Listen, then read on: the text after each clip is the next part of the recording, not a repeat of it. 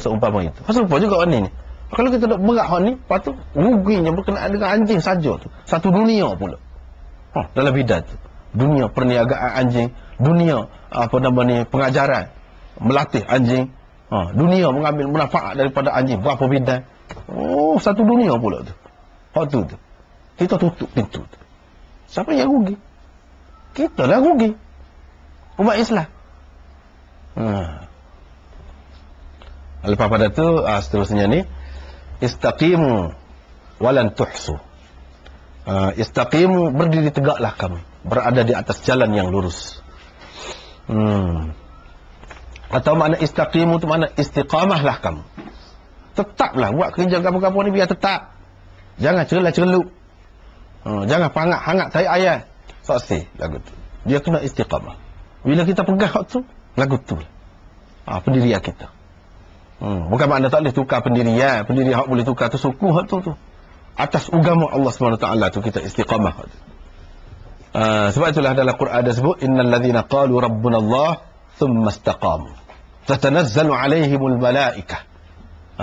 Malaikat tu bertalu-talu tu kepada dia, duduk bagi menghiburkan hati dia bahawa mereka tidak akan sedih, tidak akan takut hidup dalam dunia ni.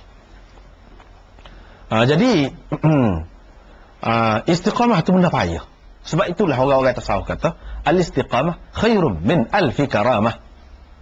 Istiqamah tu lebih baik lagi daripada 1000 keramat. Keramat ni orang kita punya hubna keramat. Tak, istiqamah tu hak tu hak payah. Hak tu keramat besar tu, keramat besar tu. Kata Ar-Razi, istiqamah itu amrun sa'bun syadid. Istiqamah itu adalah satu perkara yang sukar dan berat, kata dia. Pasal apa? Dia merangkumi akidah, amal dan akhlak. Supaya duduk di tengah-tengah. Dia memelihara kita daripada ifrat dan tafrit. Dalam apa-apa perkara pun. Duduk di tengah. Hak tu payah. Nak cari yang sederhana, ya. Hak tu payah. Walan tuhsu. Kamu tidak akan mampu. Ini salah satu makna dia lah.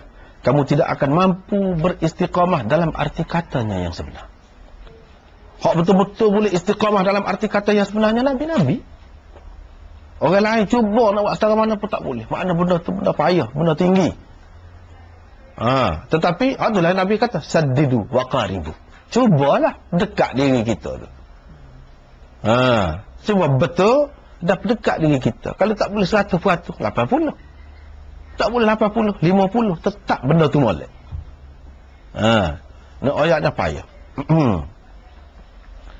Pasal apa? Pasal payah dia. Sebab itulah Nabi SAW kata, syayyabatni Hudun. Surah Hud telah membuatkan rambut aku berubat, kata dia. Itu pun sedikit jawaban dia, makna bisa. Bisa dia. Sahabat-sahabat dia tu botak saja. Nabi SAW tak luruh rambut.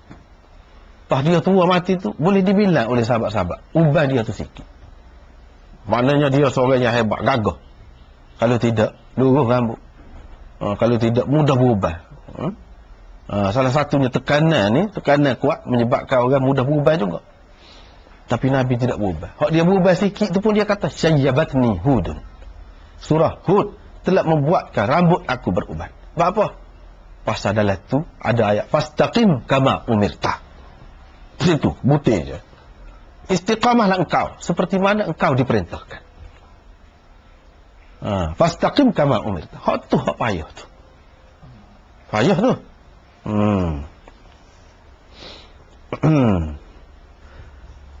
Walan tuhsu juga memberi makna jangan sesiapa ni dia berasa dia sudah istiqamah betul-betul.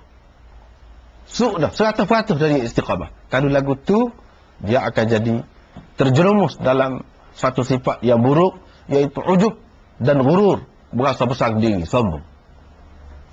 Berasa heran kepada diri sendiri, aku ni sebenar-benar dah. Walan tuhsu juga memberi makna jangan kamu kira. Mana takut-takut kita duk bergantung harap kepada amalan kita tu. Bila kita buat duk bergantung harap dengan tu, jangan.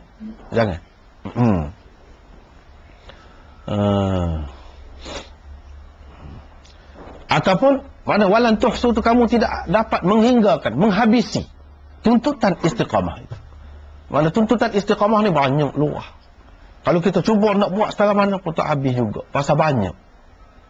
Kalau kita kata amalan hak sunat saja. Berapa banyak? Amalan hak sunat saja. Pak kalau kita nak buat semua tu, kita yang lemah ni tak gerak. Terpaksa kita kena pilih lah mana apa yang utama bagi kita. Terpaksa kita kena pilih. Kau mana-mana pun semua yang disuruh oleh Nabi sallallahu alaihi wasallam tu molek belaka. Doa dia saja.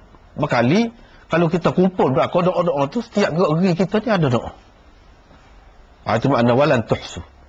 Tak habis kalau nak amal hak tu. Semua sekali nak amal supaya hak Nabi buat. Dalam arti kata yang sebenarnya tak akan habis.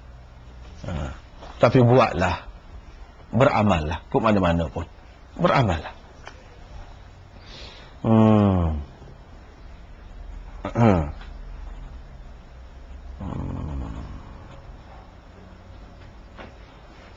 Lagi banyak lagi makna dia ni.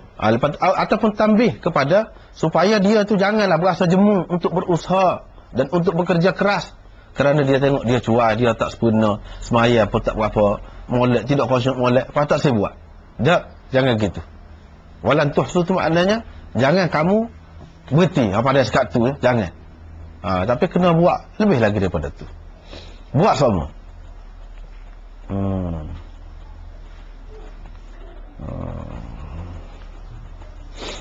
Jadi hak moleknya walan tuhsu, kamu tidak akan dapat menghabisi semua amal-amal yang baik itu. Cuma kamu amalan hak kamu pilih tu kamu kena kekallah buat atas amalan itu. Sebab apa? Sesuai dengan sabda Nabi sallallahu alaihi wasallam, iaitu khairul amal ma dima alaih. Sebaik-baik amalan iaitu yang dilakukan secara berkekalan. Nak buat semua tak ada. Tapi semuanya molek. Nabi sallallahu alaihi wasallam buat semua. Kita kamu sekali-kali tidak akan dapat menghabisinya. Tak boleh. Tak gerak kita nak buat. Walaupun begitu, kita kena ingat. Fama akhadtum minal a'mal istaqimu alaih. Amalan yang kamu pilih, kamu kena istiqamah atas amalan itu. Setengah ulama mengatakan lan tuhsu, mana kamu tidak akan dapat menghinggakan pahala dia. Pahala istiqamah. Kalau kamu istiqamah, kamu tidak akan dapat mengira, menghitung pahala yang Allah SWT sediakan. Maknanya banyak benar pahala dia tu. Ada juga yang mengatakan begitu. Makna hadis itu. Sebab hadis Nabi dia kecek sikit. Luah boleh pergi makna dia tu. Sebab jawami'ul kalim lah.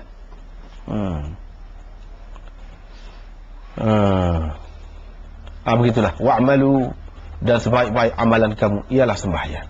Dalam banyak-banyak amalan ni, paling baiknya ialah sembahyang. Pasal apa? Pasal dalam sembahyang tu dia merangkumi ibadat-ibadat yang lain. Kita kena pilih lah dalam amalan-amalan tu. Ibadat yang lain. Baca Quran ada dalam tu. Tasbih ada dalam tu.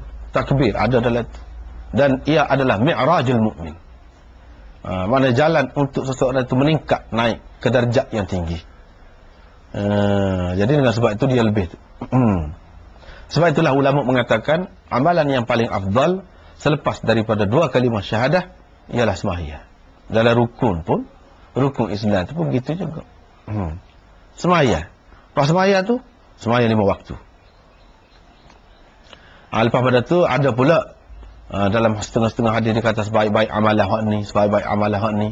Hak tu Nabi sallallahu alaihi wasallam ayat tu sesuai dengan keadaan orang. Ataupun dalam keadaan tertentu. Tapi dalam keadaan biasa serupa belaka, sembahyang yang paling baik. Tidaklah akan dapat menjaga wuduk itu dengan sebenar-benarnya melainkan orang mukmin. Nak jaga wuduk, wala yuhafizu 'ala al-wudu. Jaga wuduk ni dengan sebenar-benarnya. Apa makna jaga wuduk tu?